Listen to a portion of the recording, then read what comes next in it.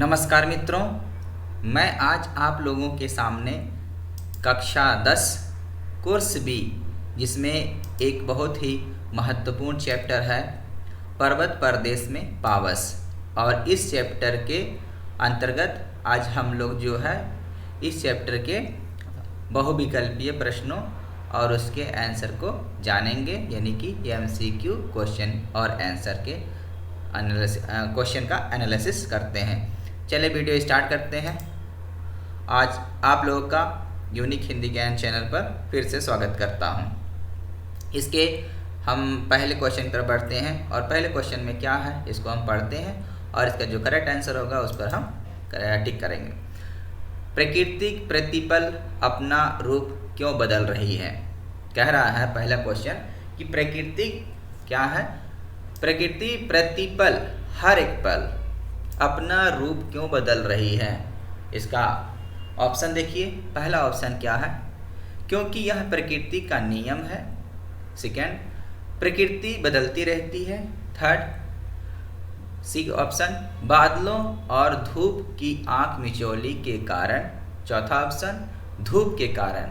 तो इसका correct option होगा सी, बादलों और धूप की आंख मिचौली के कारण प्रकृति प्रतिपल अपना रूप बदलती रहती है। अब इसके हम सेकंड क्वेश्चन की तरफ बढ़ते हैं। सेकंड क्वेश्चन क्या बोलता है? सेकंड क्वेश्चन क्या है कि बादलों के छा जाने से क्या होता है। तो पहला है ए, कुछ दिखाई नहीं देता। सेकंड, सब सुंदर लगता है। थर्ड, मौसम अच्छा होता है। और चौथा, पर्वत अदृश्य हो जाता है। देखिए, हम बात कर रहे हैं पर्वत प्रदेश में पावस चैप्टर को लेकर के, तो हम इसको जो है चैप्टर से बाहर इसका ऑप्शन नहीं आना चाहिए, ये चीज़ का हमको ध्यान रखना है। तो इसका बादलों के छा जाने से क्या होता है, तो इसका करेक्ट आंसर होगा डी, पर्वत जो है अदृश्य हो जाते हैं। अब इसके आगे बढ़ते हैं इसके थर्ड क्वेश्चन की तरफ। थर्ड क्वेश्चन क्या बोल रहा है, इस कविता का सौंदर्य किस पर निर्भर करता है। पहला ऑप्शन पढ़ते हैं, अनेक शब्दों पर। सेकंड, चित्रमयी भाषा पर। थर्ड, कविता की संगीतमयता पर। या चौथा, शब्दों पर। तो इसका करेक्ट आंसर होगा सी, कविता की संगीतमयता पर। अब इसके हम चौथे क्वेश्चन तक बढ़ते हैं।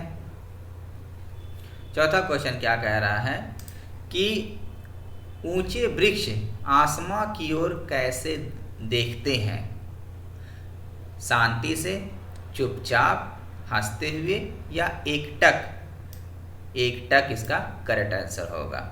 आगे बढ़ लेते हैं क्वेश्चन नंबर 5। इस कविता में कवि ने कौन से परिवर्तनों की बात की है। इस कविता में कवि ने कौन से परिवर्तनों की बात की है। पहला, खनन से होने पर। सेकंड, प्राकृतिक परिवर्तनों की। थर्ड, वर्षा ऋतु की। चौथा, वर्षा ऋतु में होने वाले परिवर्तनों की। तो यहाँ इसका करेक्ट आंसर होगा ऑप्शन नंबर डी, पर वर्षा ऋतु में होने वाले परिवर्तनों की बात की गई है। इसके पांचवा क्वेश्चन पांचवा कंप्लीट हो गया। सिक्स क्वेश्चन की तरफ क्या है कि सिक्स क्वेश्चन पढ़ते हैं, किस कविता में कवि ने किसका सजीव चित्रण किया है। तो इसका जो है मैं डायरेक्टली को आंसर ही बता दूं, आप लोग बाकी पढ़ लीजिए। तो इसका जो प्रकृति का, बादलों का, झरनों का, इसका करेक्ट आंसर होगा पावस ऋतु का वर्णन किया गया है। आगे बढ़ते हैं। सातवां क्वेश्चन है, इस कविता में किस अलंकार का प्रयोग किया गया है। तो इसका करेक्ट आंसर होगा डी, मानवीकरण अलंकार का प्रयोग इस कविता में किया गया है। अब हम आप लोग को डायरेक्टली आंसर ही बता रहे हैं, क्योंकि आप लोग का समय भी बचाना है मुझे। आकांक्षाओं को पाने के लिए किसकी आवश्यकता है। तो आकांक्षाओं को पाने के लिए शांत मन और चित्त की एकाग्रता की आवश्यकता पड़ती है। करेक्ट आंसर ए होगा। ये है साल के वृक्ष धरती में क्यों धस गए, तो साल के वृक्ष जो है क्यों धरती में बस गए, तो करेक्ट आंसर डी है, वर्षा के भयानक रूप से डर करके वो साल के वृक्ष जो है धरती में धस गए हैं। ऑप्शन नंबर 10, क्वेश्चन नंबर 10 पढ़ते हैं। पर्वत के हृदय से उठकर वृक्ष आसमां की ओर क्यों देख रहे हैं, तो इसका करेक्ट आंसर होगा क्योंकि वे, ऑप्शन सी, क्योंकि वे भी आसमान की तरह ऊंचा उठना चाहते हैं। इसका करेक्ट आंसर सी ऑप्शन। आगे बढ़ते हैं डी, क्वेश्चन नंबर 11 की तरफ। कवि ने तालाब को दर्शन जैसा क्यों कहा गया है, तालाब में थोड़ा आ की मात्रा होगा, मिस्टेक हो गया है।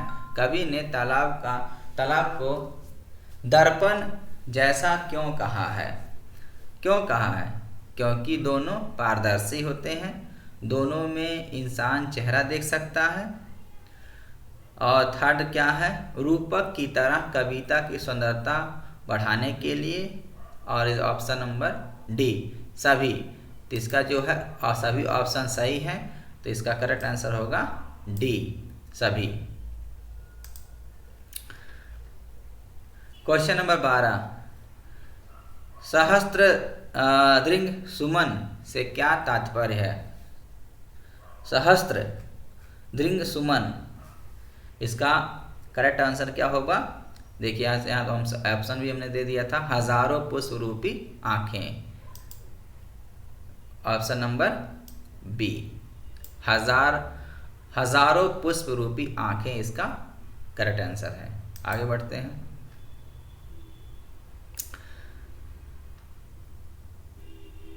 मेखलाकार शब्द का क्या अर्थ होता है, तो इसका अर्थ होता है करधनी के समान गोल, option a is the correct answer. Next है, थोड़ा इसको ऊपर कर लें ताकि सबको आ जाए ऑप्शन, हाँ आप सही है। देखिए निराला जी ने पंत जी के बारे में क्या कहा था, तो इसका करेक्ट आंसर क्या होगा, correct answer b, option is the correct answer होगा। क्या है बी, उनकी कविता की मधुर कोमल और उपमा युक्त शैली बहुत ही जबरदस्त है, इन्होंने ये बात कही थी। आगे बढ़ते हैं। ये कविता किसकी अनुभूति देती है, किसकी देती है, तो यहाँ बात हो रही है ये प्रकृति सौंदर्य की अनुभूति दे रही है, पर्वत प्रदेश में पावस। अब बात करते हैं 16 क्वेश्चन। पंत जी को भारत सरकार ने कब पद्म भूषण से सम्मानित किया, तो इसका करेक्ट आंसर है डी, 1661 ईस्वी में पद्म विभूषण से सम्मानित किया था। क्वेश्चन नंबर 17, क्वेश्चन नंबर 17 क्या बताता है, जीविका के क्षेत्र में पंत जी किससे जुड़े। अब भाई जीविका पार्जन करना है तो कुछ ना कुछ करना पड़ेगा, तो इसका करंट आंसर होगा ए, उदय शंकर संस्कृति केंद्र से जुड़े थे। क्वेश्चन नंबर 18, पंत की आरंभिक कविताओं में क्या झलकता है, स्टार्टिंग वाली कविताओं में क्या झलकता है, तो यहाँ करेक्ट आंसर होगा ए, प्रकृति प्रेम और रहस्यवाद जो है झलकता है। क्वेश्चन नंबर 19 देख रहे हैं। क्वेश्चन नंबर 19 में क्या है, पंत किसके लिए प्रमुख स्तंभ रूप माने जाते हैं, तो किसके लिए माने जाते हैं, छायावाद के लिए, ये आपका करेक्ट आंसर होगा। आगे बढ़ते हैं। क्वेश्चन नंबर 20, सुमित्रा नंदन पंत ने कविता कब लिखनी शुरू की। सुमित्रा नंदन पंत ने बचपन से ही इन्होंने कविता लिखना स्टार्ट कर दिया था, तो option number 1 is the correct answer. 21 रव शेष रह गए हैं निर्झर का क्या अर्थ होता है, तो इसका अर्थ होता है ऑप्शन नंबर सी, झरने दिखाई देने बंद हो गए, उनकी आवाज गूंजती शेष रह गई इज ए करेक्ट आंसर। आगे बढ़ते हैं। क्वेश्चन नंबर 22 क्या बता रहा है, इसको पढ़ते हैं।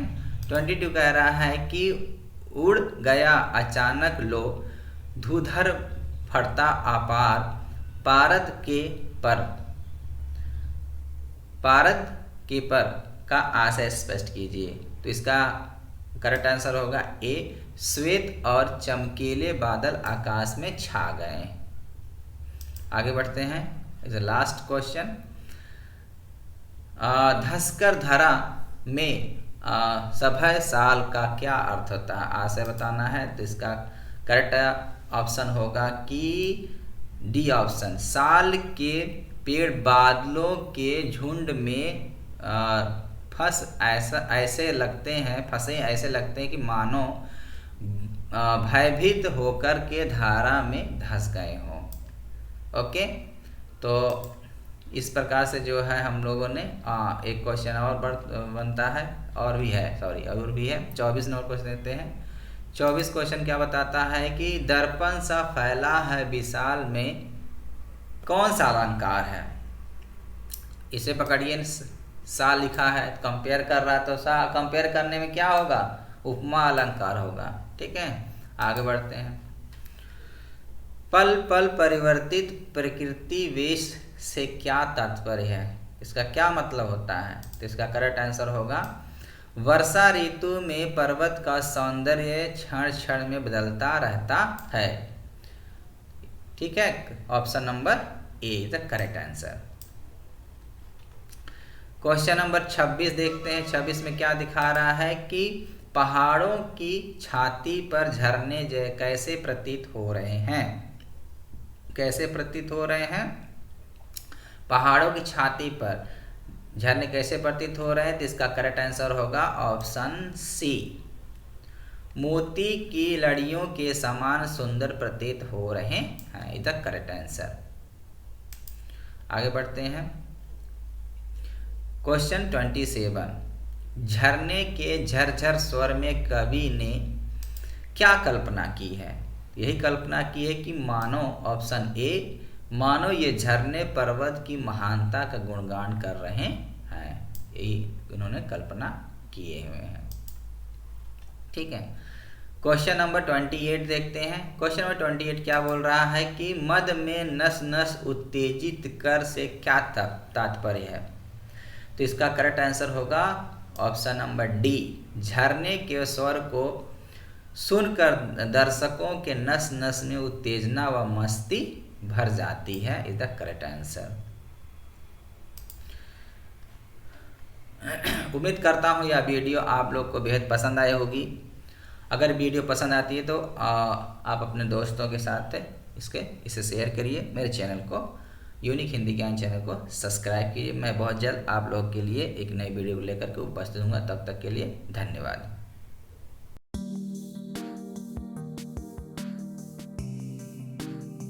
Hey there.